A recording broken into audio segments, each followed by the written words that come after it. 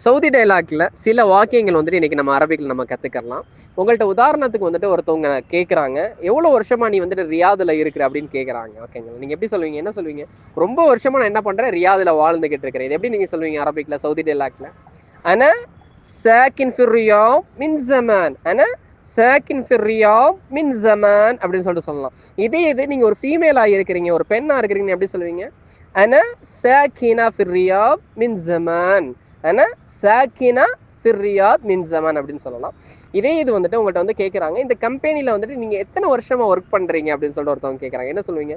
நான் 2 வருஷமா நான் ஒர்க் பண்ணிக்கிட்டு இருக்கிறேன். இது எப்படி நம்ம வந்துட்டு சவுதி ரிலாக்ல சொல்கிறது?